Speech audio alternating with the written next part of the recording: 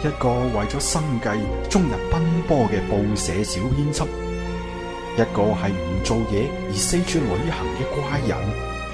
佢哋講述住一個個離奇嘅故事，看似平淡嘅一言一語，竟然步步暗藏玄機。Show FM 網絡電台首發異聞錄，每晚一個離奇故事。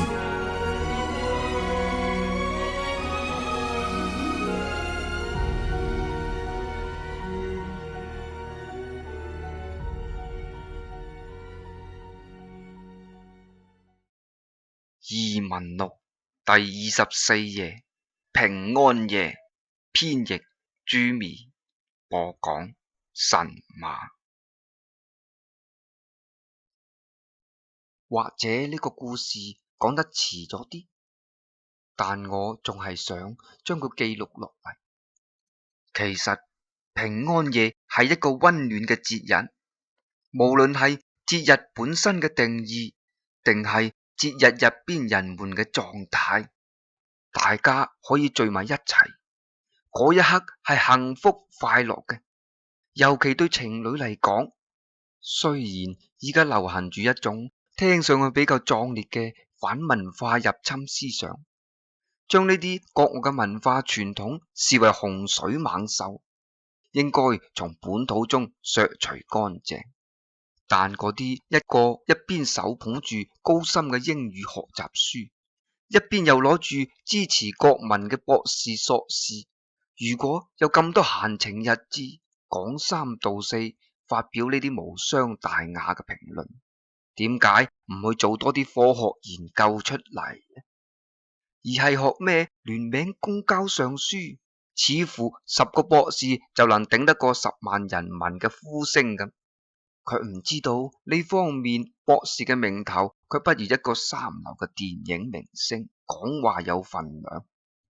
哦，似乎講咗啲閒話添，但你仔細聽落去就知，其實係同今日嘅古仔有莫大嘅關聯。我今日非常高興，因為今日好可能同落雷共度呢個平安夜，響呢個粉紅感覺僅次於情人節嘅日子，話唔埋可能我都有所收穫。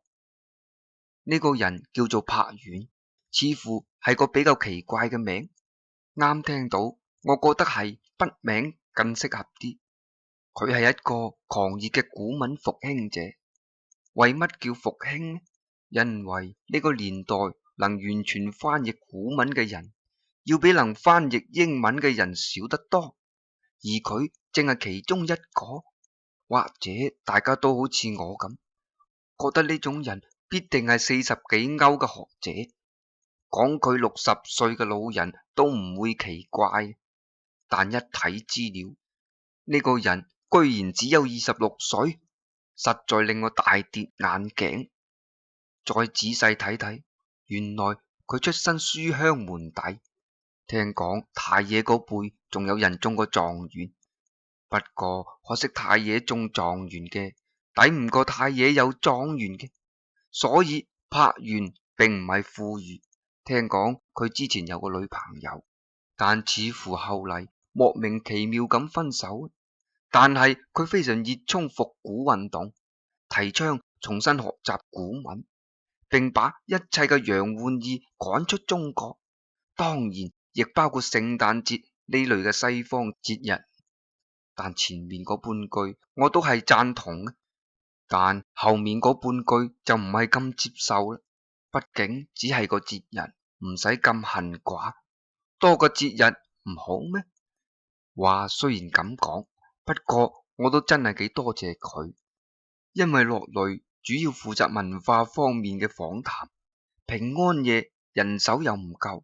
我作為一個閒置嘅文化工作者，自然主動請纓，同佢一齊去採訪下呢個柏丸先生。經過大半個小時嘅車程，終於嚟到柏丸喺城東郊區嘅大宅。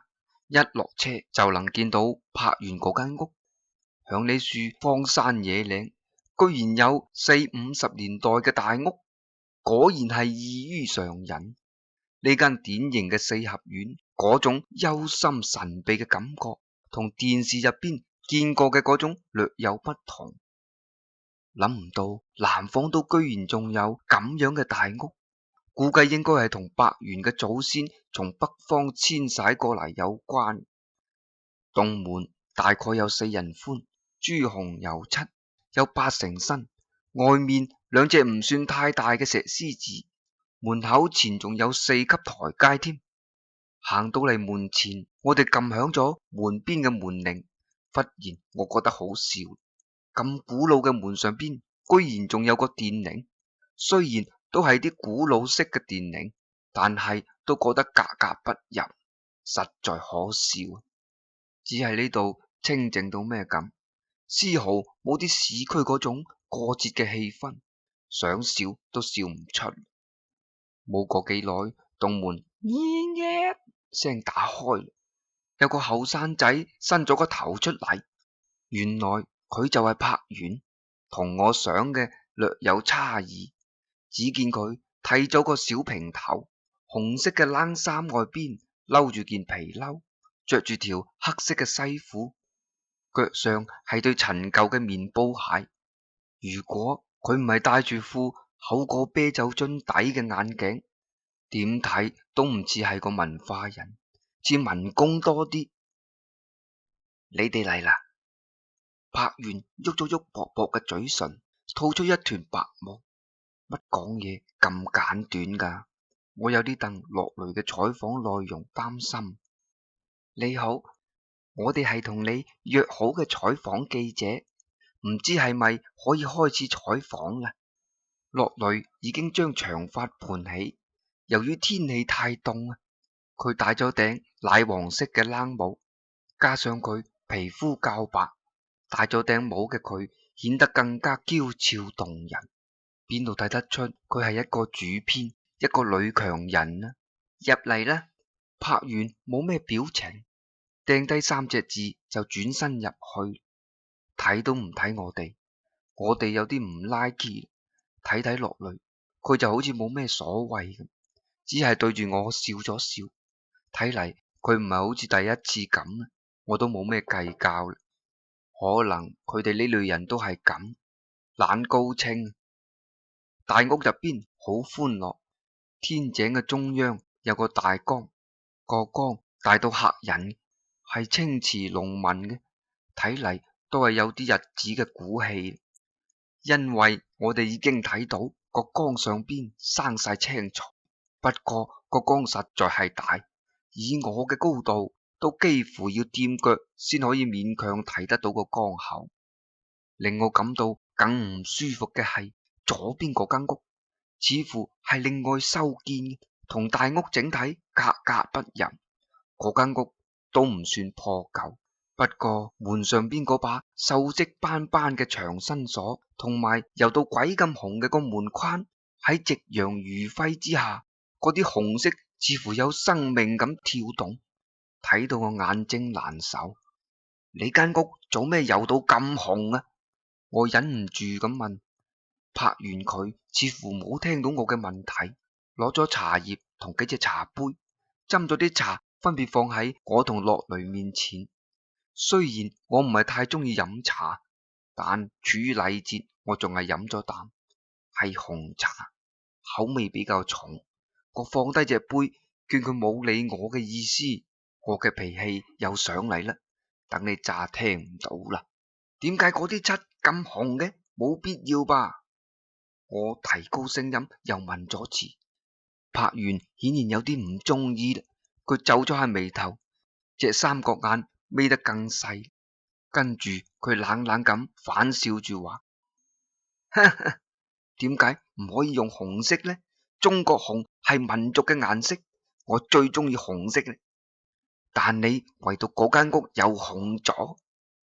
我依然覺得好奇怪，不過旁邊一直喺度品緊茶嘅落雷忽然就插嘴講：歐陽，點解唔飲多杯茶呢？呢啲係正宗嘅雲南七子普洱。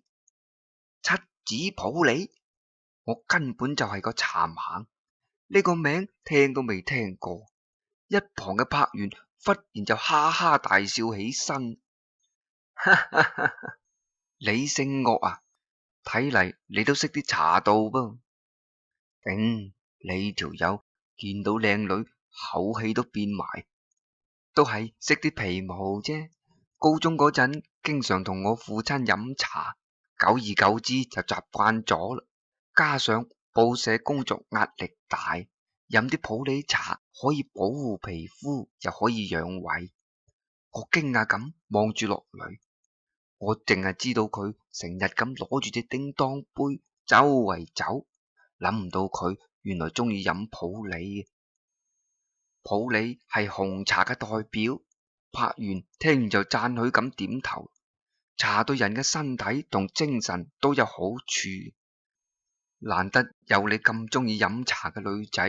如果明明都好似你咁嘅話，柏原感慨咁講緊，但發覺唔妥，立即又收咗聲。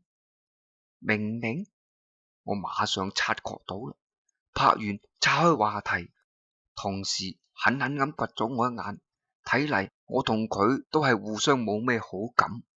俗話講，同行係冤家，同姓係咩話？對家、仇家。樂雷放低咗隻茶杯，攞出錄音筆同筆記本。咁不如開始採訪啦，費事拖到太夜，阻住你休息。好嘅，柏原好配合咁坐咗落嚟，雙手翹向腿上睇住樂雷。我就無聊咁坐喺旁邊四圍張望。不愧係文化世家，到處都係古色古香，黑色嘅檀木椅，仲有嗰隻沖茶嘅紫砂壺，比我老豆嗰隻靚得多，而且非常特別，成隻係灰紫色，個茶壺有稜有角，側面睇係弧腰梯形，成個秤砣咁。壺嘴比較長，亦比普通嘅要粗，而且係龍頭狀。壺頂有粒龍珠，色澤圓潤，睇嚟係玉做嘅。壺身上仲刻咗幾隻字，不過距離太遠，睇得唔太清楚。不過估計呢個紫砂壺都唔惹少。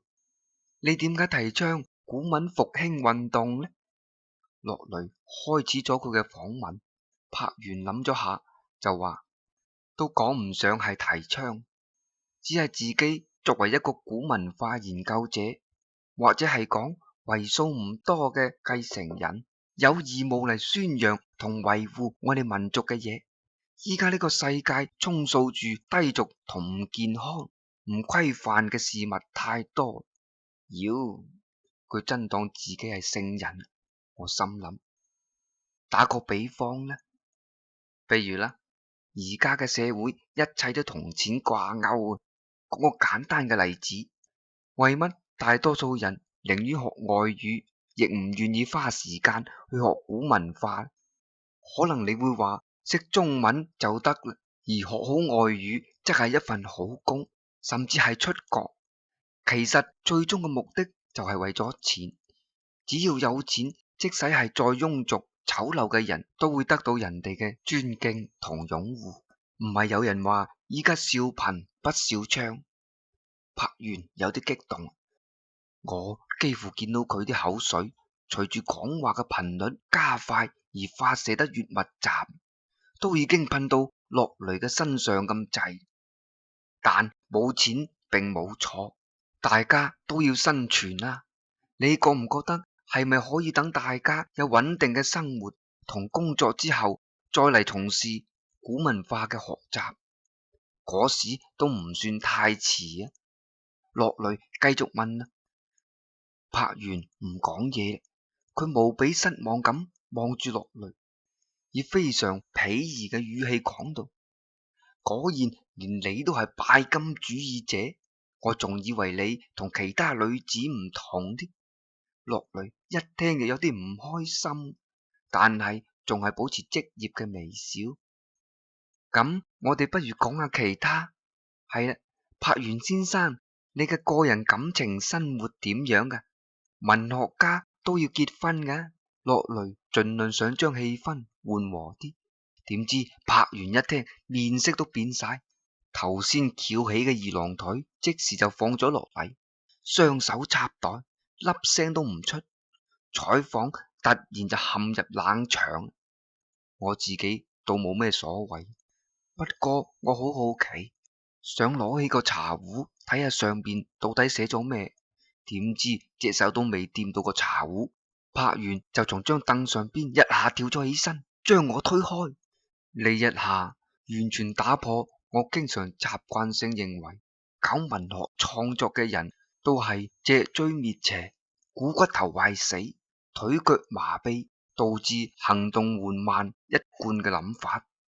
緊接住佢把口就好似火山爆發咁，你有啲教養好唔好？講都唔講聲就亂摸嘢，你知唔知呢隻係咩壺嚟噶？茶壺係有靈性嘅，你手一掂佢都變到同你咁一樣庸俗，呢隻壺就冇用。我見佢發誓神經咁，都費事同佢嘈，同落雷講咗句響外邊等佢，然後就走咗出去，留低落雷繼續同佢傾算。我走出大廳，嚟到頭先嘅水缸前，仔細睇真係覺得好大。我摸下缸壁，係非常光滑細膩。唔知道點解，我又一摸到一個忽然唔妥嘅地方，似乎係條裂縫，不過好細，唔用手仔細摸，根本就發現唔到，只有用手先摸到出嚟。個天依家已經黑晒，我實在睇唔清，好奇之下就攞出手機打開照明，睇清楚啲咧，咦，裂紋上面好似有液體流出嚟嘅咁，居然係紅色嘅，而且好結。我揩咗啲聞咗下，有一絲血腥味，但我唔太肯定，似乎缸入邊仲有啲聲音。摸住個缸壁，可以感覺到微微嘅震動。我試下將隻耳仔貼近個水缸，一陣冰凍。如果喺個天再凍啲，估計我就冇呢個勇氣。我隱約聽到缸入邊傳來好似刮嘢咁嘅聲，嗰種係好似指甲刮嘢發出嚟嘅聲音。我嚇咗一跳，急忙退咗兩步，啱好撞到後面啲咩嘢。回頭一睇，柏原成隻死屍咁企喺我後邊，佢面無表情，眼珠都唔轉一下，係咁掘住我。唔係叫你唔好亂喐我屋企啲嘢嘅咩？柏原嘅聲音響院子入邊回蕩，一啲都唔客氣咁。我有啲悶，咪隨便睇睇咯。我唔想同佢多講。你唔係喺裏面接受訪問嘅咩？落雷呢？歐陽，落雷響入邊行咗出嚟，唔好亂搞柏先生啲嘢。講住向柏原就點頭道歉，轉身拉住我返到屋入邊。我依然留意住嗰隻大水缸，嗰裏面肯定有啲咩嘢。採訪繼續進行，一直到9點，亦即係話，即使而家走，等我哋返到市區都要成10點幾。不過今晚係平安夜，10點正係街上邊最熱鬧嘅時候，我就希望快啲結束訪問，咁都仲有機會約下落雷啊！終於訪問結束啦，落雷收起嘢準備離開，柏原卻企咗起身，帶住少見嘅笑容，同我哋講：天色已晚，不如留宿喺度。呢一類嘅話，開玩笑，呢啲咁嘅地方俾我都唔住啊！不過都係落雷開聲拒絕咗，咁就再飲多杯茶啦，咪浪費。呢啲都係我專門託人響雲南帶翻嚟。柏原見到留唔住，亦都唔多講，轉身斟咗2杯茶，遞咗俾我哋。我本身就唔想再飲，不過睇見落雷用眼神示意我，亦只好一啖飲咗落肚，只係茶水嘅味道比較澀，我就暗鬧，臨走都仲要逼我飲啲咁嘅嘢，啲味道咁怪嘅，真係越沖越難飲啊！告別柏園，我同樂淚就走出大門，但係啱行到門口嘅時候，就覺得一陣胸悶，轉頭睇下樂淚，佢都揞住心口，另一隻手撐住門，跟住我眼一黑就咩都唔知啦。神奧、塔羅、間刑、折腰字，各種詭異嘅情節報告，精巧嘅人物命運造化，人貓歷險，險中求勝，戰爭全景，氣勢恢宏。到底張小編嘅命運如何呢？請繼續收聽由神馬播講嘅《殘貓》，原著天下霸唱，編譯小白。唔知過咗幾耐，一陣頭痛，我勉強咁睜開隻眼，發現四周好黑，不過大致仲係睇得到樂淚就喺我身邊。點解我會暈咗嘅？唔通係嗰杯茶？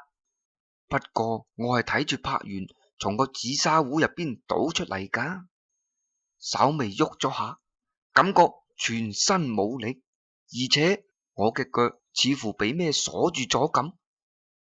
呢度係邊啊？樂淚揞住個頭坐咗起身，睇嚟佢都頭痛緊。我正想回答，忽然眼前一亮，呢下有啲突然，我哋都有啲唔適應，用手遮住對眼。平安夜快樂！我聽到柏園嘅聲音，而家我嘅眼已經好啲，眼前嘅柏園着咗一件厚厚嘅紅色白絲絨邊外套，頭上戴咗頂聖誕帽，紅色嘅褲同小丑着嘅大鞋，孭住一個大麻包袋。如果再加上撇鬚，佢就真係一個十足嘅聖誕老人。柏園，你玩咩啊？你想點？我大聲哄咗一句，樂淚仲係好虛弱，講唔出嘢，只係側身挨埋一邊。我睇見柏園將隻食指放到嘴邊，做咗個安靜嘅動作。唔使叫啦，呢度冇其他人。今日係平安夜，我同你哋準備咗啲小禮物。講住，佢就將個袋掟咗落嚟。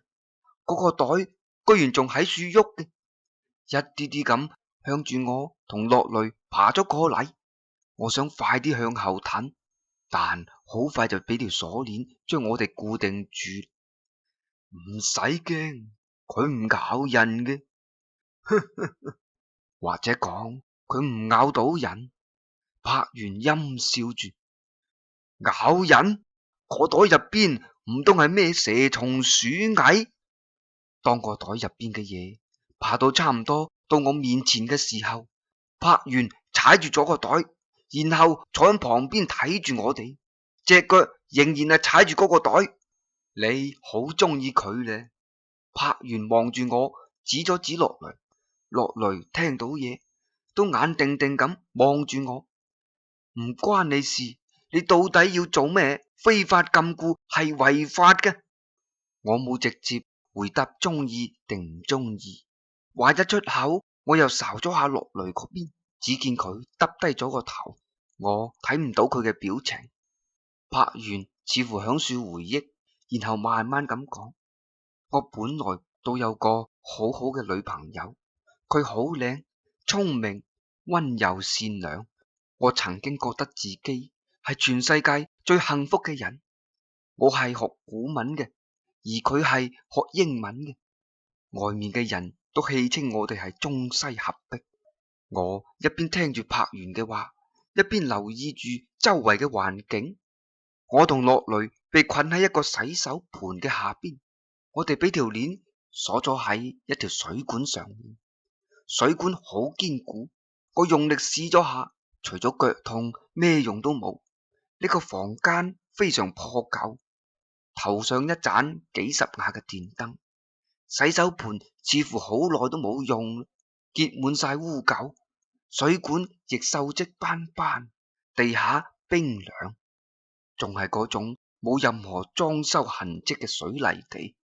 我哋嘅對面房間嘅另一邊仲放住一個大嘅玻璃管，就係嗰啲經常用嚟浸泡藥酒嗰種，不過俾塊黑布遮住，都唔知係啲咩嘢。乜柏園屋企入邊仲有啲咁嘅地方嘅？唔通係頭先入嚟嗰陣睇見嘅嗰個俾鎖住嘅紅色小屋？佢好中意外國，包括文化、美食、風俗習慣，我就相反。不過就係偏偏咁嘅兩個人，居然會相愛，而且仲到咗談婚論嫁嘅地步。雖然間唔中都有啲拗撬，但唔影響我哋嘅感情。至少我係咁樣認為。柏完望住盞電燈，喃喃自語，好似間房得佢一個咁。咁同我哋有咩關係？落雷忽然就細聲問咗句。柏完停咗落嚟，耷低頭望咗望地上縮到好似隻貓仔咁嘅落雷，忽然無厘啦更咁就問咗句：你中意過平安夜？講唔上中意，都講唔上唔中意。落雷打晒冷震咁回答：佢好中意，佢甚至講春節、端午節之類嘅節日都該取消，嗰啲都係老人嘅節日。而每次聖誕節佢都好開心，仲要我陪佢玩通宵。我雖然唔係咁中意，但係都會陪住佢，一年又一年，直到上年嘅聖誕節，我依然滿懷歡喜咁扮成聖誕老人。係就係好似而家咁，等住佢嚟。我仲喺袋度放咗啲禮物，準備送俾佢。佢終於嚟咗，當時佢好驚訝咁望住打扮成小丑嘅我。柏完，我哋唔係細路啦，或者以前你咁樣對我，我會好開心。但而家呢，我唔想再同你一齊過埋呢啲死慳死抵、低人一等嘅生活。你係有才華、有本事，點解要學啲咩隱士咁埋藏自己？相信我，出去見識下，你可以有更好嘅天地。不過我唔適合你，我再咁落去，我學到嘅嘢根本就無從發揮。女人嘅事業期好短暫嘅。我今日嚟就係話俾你知，我要去美國啦，大概就係呢幾日，所以我係嚟同你分手嘅。我當時傻咗，真係傻咗。我甚至跪響度嗌佢唔好離開我。我可以為佢做任何改變，但係佢唔應承，一邊喊一邊要走，直到我哋糾纏到嗰個水缸邊。柏完情緒好激動，條頸嘅青筋都現晒，塊面喺昏黃嘅燈光下一片血紅。我當時好亂，一下唔小心推咗佢一下，佢一頭就撞咗喺隻水缸上。係啦，就係你頭先企嘅地方，你應該都摸到嗰度係裂咗嘅。我一驚，原來係咁。不過佢冇死，而且我仲喺佢身上發現咗一樣好有趣嘅嘢。柏完企咗起身，行到我面前。你估下係乜嘢？係一張化驗單，佢居然有咗。佢塊面喺度抽搐，隨即狂笑啦。而我從頭到尾都冇掂過佢，佢居然有咗。我明白點解啦，佢早就同第二個有腦，呢個抵死嘅女人。於是我諗到一個非常恰當報復嘅方法。我冇殺佢，但用咗比殺佢更好嘅辦法。柏完得意咁講：我有一個朋友，專職負責人流，我馬上揾到佢，並且同佢講我女朋友有咗，而家喺屋企跌親，要佢嚟做呢個手術。於是呢個細路，或者講係呢個葉種，就俾我攞咗出嚟。事後我仲重謝咗嗰位朋友，並要佢唔好講出去。跟住我就將嗰個未發育完全嘅葉種放入咗呢個玻璃樽，講住佢就指嗰個管。我聽住佢講，只覺得一陣惡心。至於嗰個女人，我將佢養咗響個水缸入邊。係啦，你唔係對佢好好奇嘅咩？我依家就將佢放出嚟俾你睇下。講完，柏原將個袋口放開，行到嗰個玻璃樽嘅前邊，掀起咗塊黑布。嗰個係個未發育完全嘅胚胎，不過已經有初步人形。胚胎嘅頭異常咁大，唔知係光線照射嘅錯覺，定係咩回事？浸喺黃色液體中嘅嬰孩，四肢帶住半透明嘅光芒，嗰對仲未擘開嘅眼睛，卻對住外面，兩隻手嘅拳頭死死咁握住，面上邊一面兇惡，好似帶住對仲未接觸到嘅人世嘅不滿同怨恨。柏原行到落雷面前，用手捧住佢塊面，嚇到落雷面色蒼白，成身都不停咁喺度震。你真係好靚，亦都好似佢。唔記得話你哋知，呢間屋之所以係紅色嘅，係因為我用嗰個女人嘅血封住。冇血封紙，我仲真係查咗好多書。不過再過一陣，嗰個孽種就會出嚟啦。俾人強行從母體度攞出嚟嘅佢，好似好唔甘心。佢會到處去揾更適合嘅女性身體。講完，大笑住行咗出屋。我大聲咁鬧佢：你個死癲佬，你咪走啊！柏原笑住話：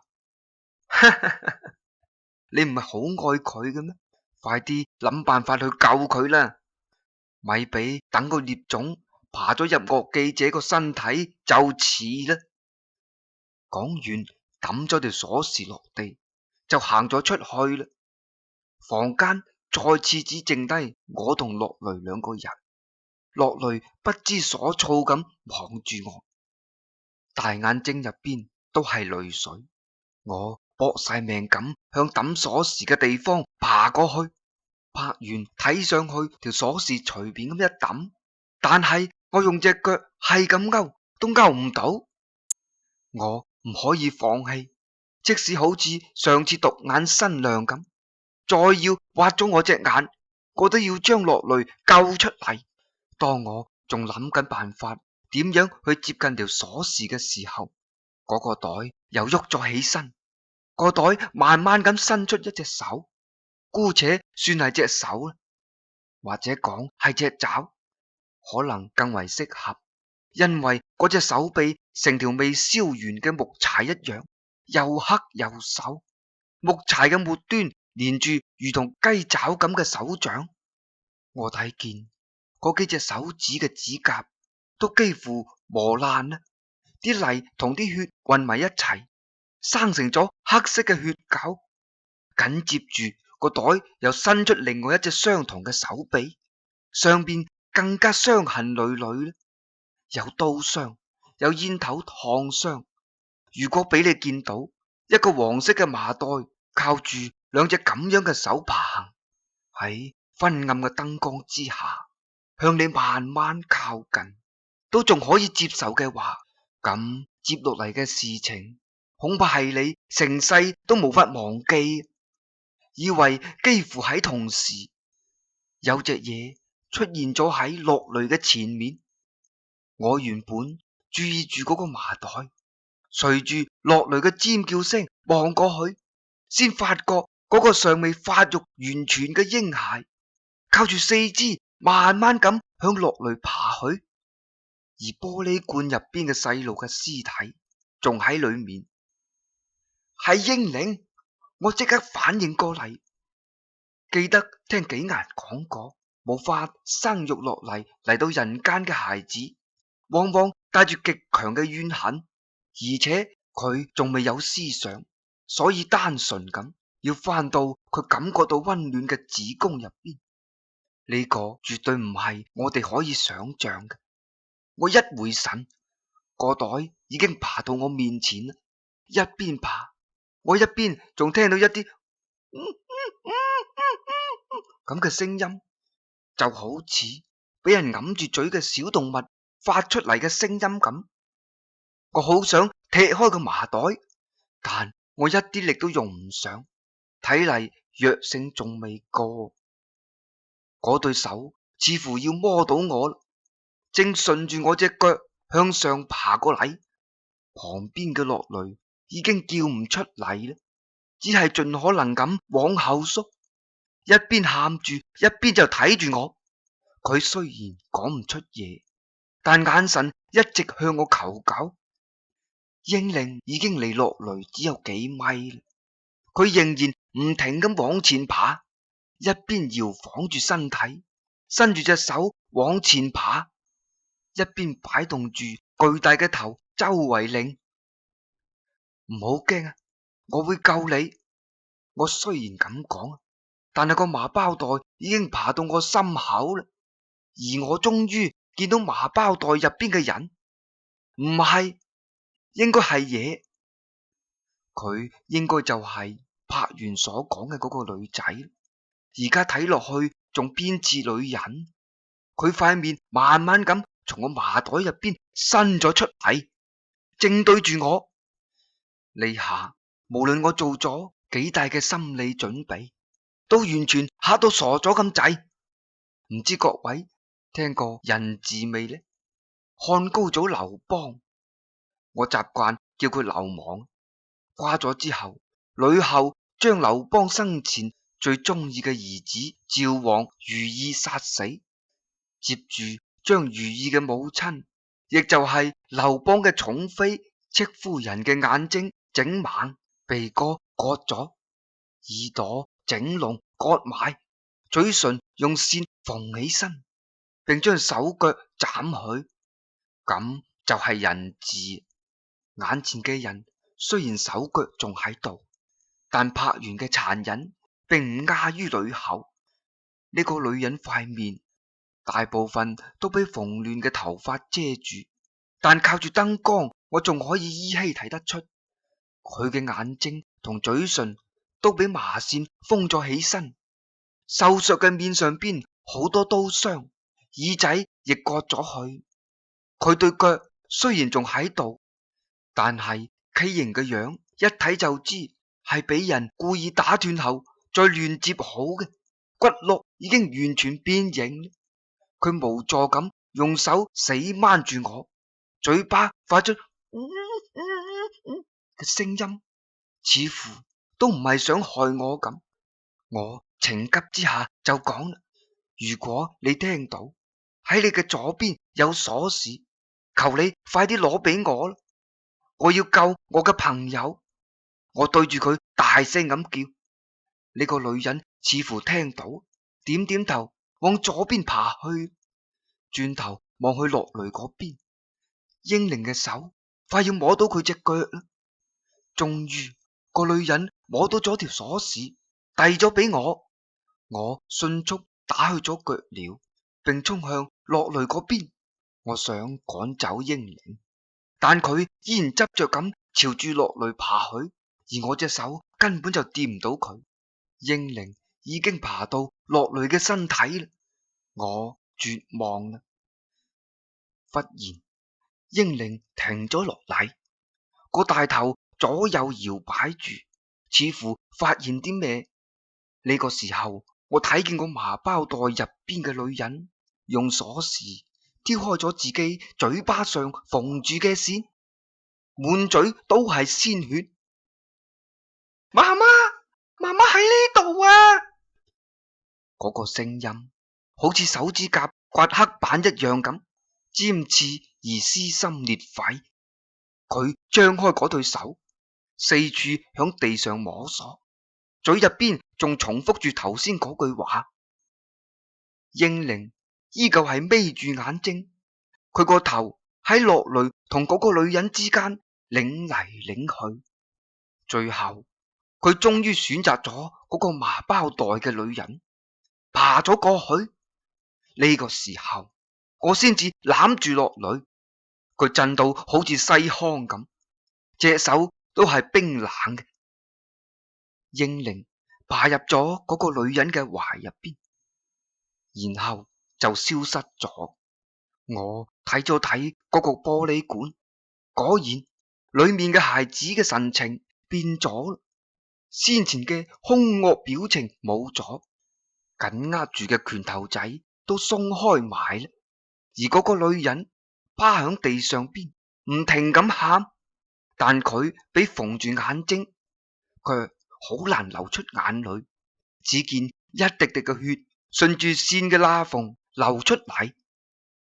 呢個時候門咁打開咗，柏原走咗入嚟，帶住無比嘅厭惡嘅眼神睇住地上邊嗰個女人。呢下你開心啦，母子團聚啦。你仲未講你嘅情人係邊個？都怪我太着急，縫住咗你把嘴。柏原踎咗落嚟，扯起女人嘅頭髮，兇神惡煞咁望住佢。我想衝過去打佢，不過力氣仲未恢復，而且我睇到柏原手入邊攞住一把刀。跟住落嚟嘅變故就真係邊個都估唔到。嗰個女人忽然嘴角喐咗下，然後以不可思議嘅速度向柏原撲咗過去，用嘴巴咬住咗佢嘅喉嚨。屋入邊嘅柏原痛苦咁大叫住，瞓喺地上掙扎。柏原好似同一隻野獸作戰咁，佢左手搏命拉住女人嘅頭髮，想扯開佢，右手嘅刀係咁猛插嗰個女人嘅身體，血噴如注，但毫無用處。個女人好似飢渴嘅餓狼咬住獵物咁，完全冇鬆口。我急忙揞住落雷嘅眼睛，因為即使我都覺得殘忍恐怖至極。